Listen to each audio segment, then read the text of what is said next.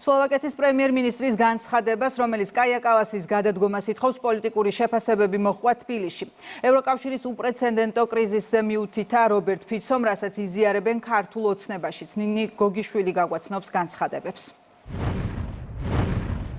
ევროპის შუაგულში საერთაშორისო კრიზისია, ამ კრიზისზე რეაგირებას კი ევროკავშირის უმაღლესი წარმომადგენელი საგარეო საქმეთა საკითხებში ვერ ახდენს. ამ სიტყვების ავტორი სლოვაკეთის პრემიერ-მინისტრია, ადრესატი კი კაია კალასი. კალასი, რომელიც ბოლო პერიოდის განმავლობაში გამოირჩევა საქართველოს მიმართ უსამართლო დაუსაბუთებელი თავდასხმებით.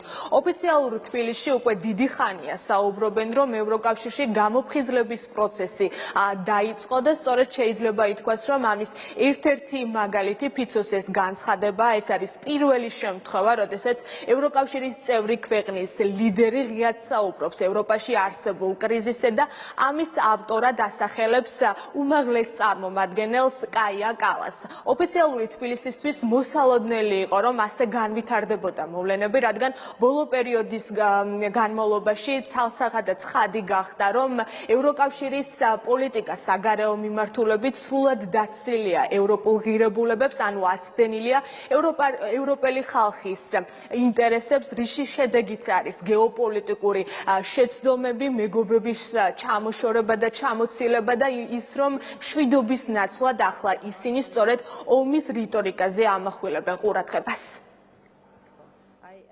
თავიდანვე ცხადი იყო, რა შედეგამდე მივიდოდა ევროკავშირის საგარეო პოლიტიკა, როდესაც მის უმაღლეს საგარეო წარმომადგენლად დაინიშნა პრემიერი, რომლის საგარეო საქმეთა მინისტრი საერთაშორისო სამართლის დარღვევით სხვა ქვეყანაში რადიკალების ანტისამთავრობო მიტინგზე სიტყვით გამოდის.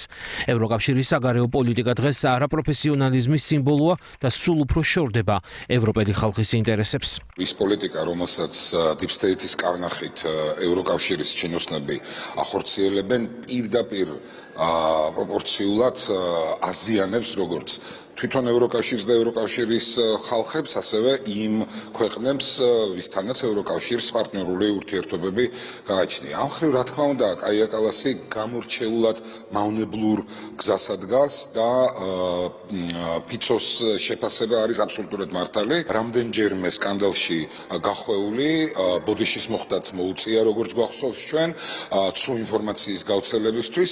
ამ ყველაფრის ფონზე მაინც იცლის ის საქართველოსთვის, მაშინ როდესაც საკუთარი პრობლემები და ევროკავშირის პრობლემები იმ ღრმა კრიზისის გათვალისწინებით, რაც რეალურად ევროპაში არის მკაფიო ხელშესახებები. კითხვები კაია კალასთან დაკავშირებით უკვე დიდი ხანია არსებობს, მაგრამ ეს არის პირველი შემთხვევა, როდესაც ევროკავშირის წევრი სახელმწიფოს ლიდერი ხმამაღლა საჯაროდ ალაპარაკდა მის არაკომპეტენტურობასა და სიხისტეზე.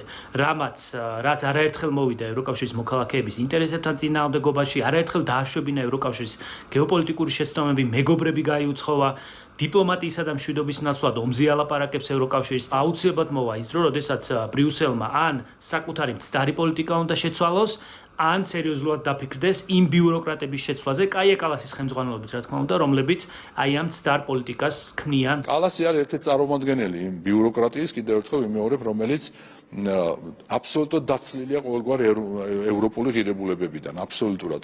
მათი აზრით, თურმე ევროპული ღირებულება არის არა მშვიდობა, არამედ ომი, ევროპული ღირებულება არის არა ეროვნული ტრადიციები, არამედ LGBT პროპაგანდა და ეროვნული ღირებულება არის არა სუვერენიტეტი, არამედ სხვა ქვეყნის მორჩილება. დარწმუნებული ვარ, რომ ევროპის სახელმწიფოების საზოგადოებები გამოფხიზლდებიან და ეს უკვე დაწყებულია ეს პროცესი და კალასის მსგავსი ტიპის ადამიანები ასეთ თანამდებობებზე, თუ კი საერთოდ დარჩა ასეთ თანამდებობა, აღარ იქნებიან.